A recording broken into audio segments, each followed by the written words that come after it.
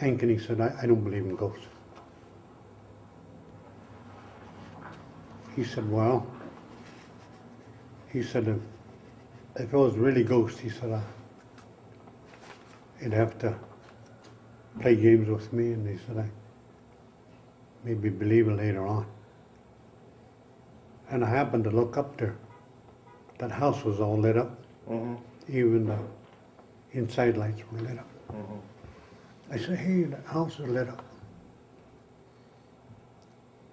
God damn, somebody must broke in, he said. Got in his pickup, drove up there. And then I seen them lights go out. I just kind of stayed around our truck, visiting with other mechanics. We wanted to watch. And pretty soon all the lights were out. He come driving down. He got by the gate and the lights come back on. Mm. He turned around, went back up there. And he checked every room, every closet. He went around the outside. After he turned all the lights out, he turned the main switch off. He was walking around outside, the lights come back on. Mm. He went back in. So he checked again. Turned all the lights back off. He got back in his truck. When he got in his truck, the lights come back on. Mm. He got the hell out of there. When he got back down to the gate where we were, he said, I believe in ghosts now, he said. Mm. What did you do when you first got back to Lonebear?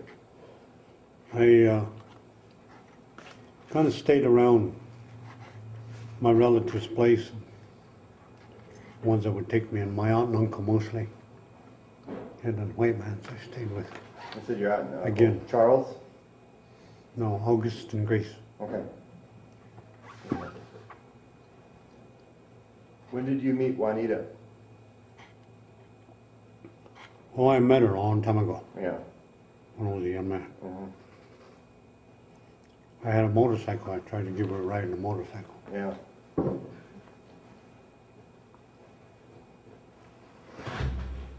Did And she then- say yes? And then I went to, when I was in Ohio, Irma came over there, Irma Fisher, yeah. That was her cousin.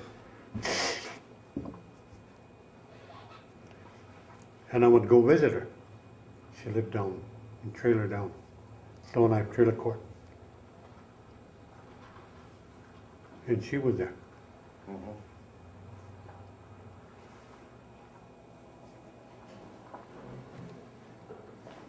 And then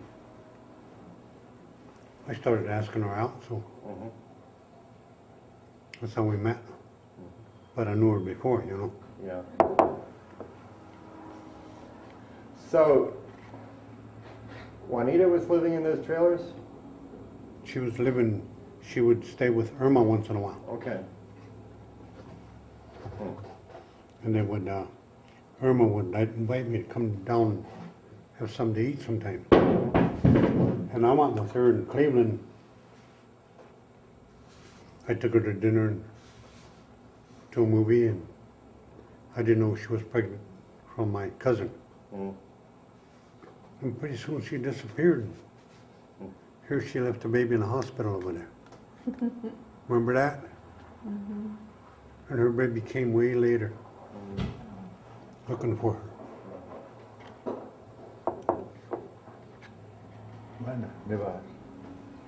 Oh. One is a Lloyd Yellow Road. You can look in this and all, how enough on it.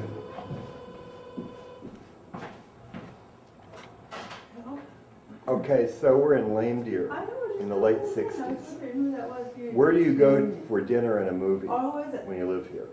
Oh. So what did you want me to do? Irma, this was in Cleveland. Oh, okay. Okay. But when she moved back over here, she would tell me come down Okay. to the trailer. And I didn't know she had the baby, see. Okay, but still, I left the baby in the hospital. Lonebear in the 60s. What do you do on a date?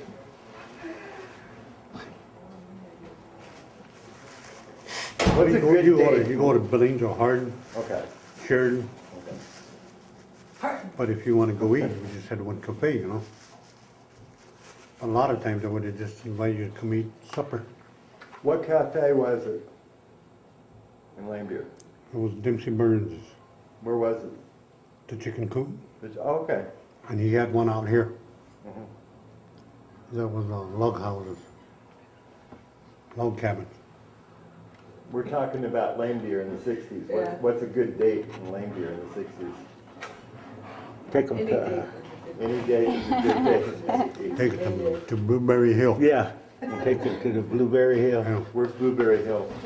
by utilities, used to be a hill there. Everybody used to call it Blueberry Hill. Because that's where you got your thrill. Yeah. About it. So you really want to, Music, you can I know. interview you about how many thrills you got at Blueberry?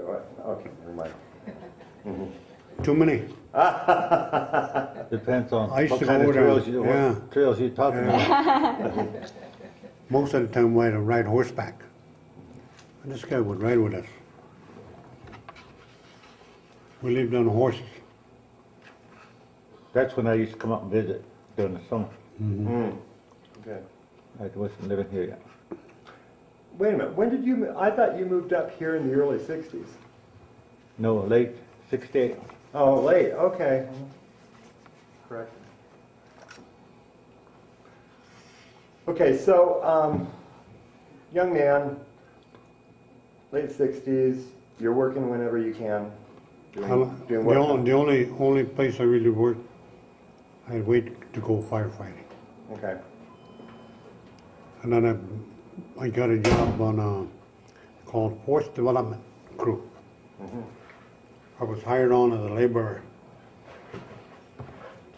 And then when I hired on, I was just a laborer, and within a month, I was a foreman. Because the superintendent of the crew and the foreman, they got fired. They caught boozing out there. They left us working, and they were off somewhere else. And the forester drove out there and caught him. He fired him. So I became a foreman, and then my uncle was the superintendent, Charles Brady. We were laborers at the time. They made him superintendent. And we used to get all the bug trees and do a lot of thinning of jack pines and work below zero weather, you know, 40, 50 below, thinning tree. You were out there with Charles. Charles. It'd be 10 of us. And we'd go out on a truck. Some of them went to sitting back and dress warm. And we'd walk from the highway to our working area, sometimes 5 miles in. And that took hours. And then we do the work and get done early, and we had a fire keeper. Get all the dry wood, keep the fire going, and a coffee maker. And he was an old man, that was Henry Blackwell. And we did not know he was bootlegging too at the same time. You know, wine. And pretty soon, some of them guys would be drunk, you know, the older guy. And it was funny, you know. And I didn't touch it because some other crews, they already got fired, you know. And these guys, and they'd be happy, and you know, they'd be high. And good thing none of them cut their legs. You know, we used Pulaskis, axes. And then later on they brought in the home light chainsaws, the big heavy chainsaws. And then when the fire came, it would be us called Sawyer. you would have to pack the chainsaw on your back and the blade on the other side of the back. It wasn't put together. And your tools around your waist. And you would have to walk. And sometimes we walk in 15, 20 miles. So were you thinning the forest? No. or You're, Whenever we weren't thinning, was a forest fire, they sent us to the forest fire. Idaho, California, Washington, and we stay out there for weeks. And when you're on standby, you would just play basketball, just play baseball, but you got paid. so you were doing that about the same time that Montana Power was thinking about building up a coal strip. Right, Okay. yeah. And when they started down there, I went to work. I had a barbershop down there In coal strip. in Coastal. And I had a barbershop here. Yeah. I had my own barbershop here, and I had part-time shop down there. They had a trailer, they had a barber chair in there, and I cut a lot of hair down there. But the bad part of it was I got to know the workers.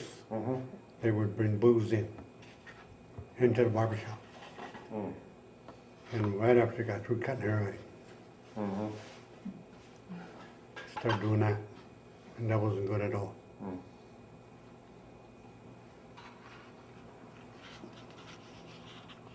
At what point during this time, or was it later, that you got more deeply involved in ceremonies? It was right after I got out of school in Cleveland. I went to my fasting ceremonies first, before I started partying. I finished my 4. Here? I think I'd done 2 in 1 year. But you did it here. Mm-hmm. Who was your For instructor Sundance, then? Charles Brady. Oh. Was he your instructor for all your ceremonies? Most of them. Most of them. One other instructor was John Semino, and Old Man White Dirt was my other instructor, Okay. and Black Wolf, Old Man. Who were Charles's parents? Alec and I can't think of her white name. We can find that out. Who is Charles's instructor? Whistling Elk, Okay. the medicine man.